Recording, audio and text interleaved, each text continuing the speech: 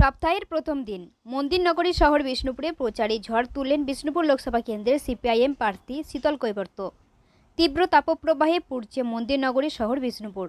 এই রোদকে উপেক্ষা করেই প্রচারে ঝড় তুলছেন সিপিআইএম প্রার্থী।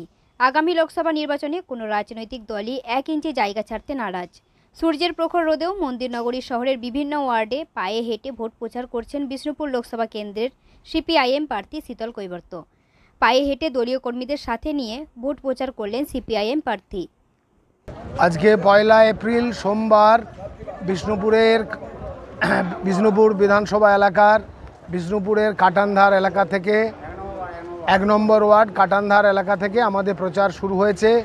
শাঁখারি বাজার এবং পরে কালীতলা, মাধবগঞ্জ, শেষে কৃষ্ণগঞ্জ এই এলাকা আমাদের কমরেড বন্ধুরা নেতৃত্ব আমরা প্রায় 50 জনের টিম সারা দিন প্রাথমিকভাবে বিষ্ণুপুর এলাকাতে আমরা মানুষের কাছে একটা অ্যাপিল করলাম যে এই লুট, দুর্নীতি, বেসরকারিকরণ সারা দেশ সর্বনাশের পথে যাচ্ছে, গোটা রাজ্য সর্বনাশের পথে যাচ্ছে।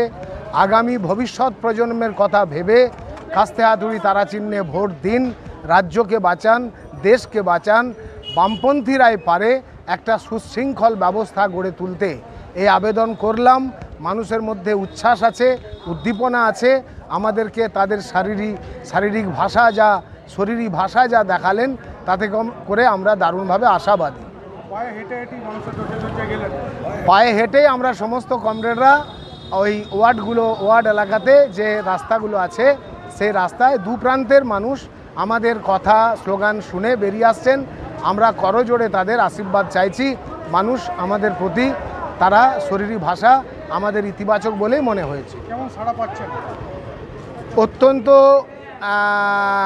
ইতিবাচক সাড়া পাচ্ছি।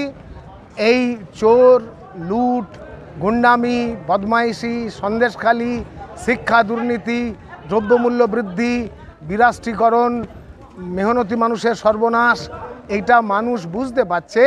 বিজেপি, তৃণমূল তারা পরিষ্কার যে তাদের বোঝাপড়া আছে, না হলে গোটা রাজ্যের পিসি ভাইপো জেল খাটতে হতো, গরাদে ঢুকতে হতো। তারা বাইরে আছেন। দিল্লির মুখ্যমন্ত্রী গ্রেপ্তার হয়েছেন, ঝাড়খণ্ডের মুখ্যমন্ত্রী গ্রেপ্তার হয়েছেন। তাদের চেয়ে অনেক বেশি টাকার দুর্নীতি, কোটি কোটি টাকার দুর্নীতি করেও এরা জেলের বাইরে আছেন কেন?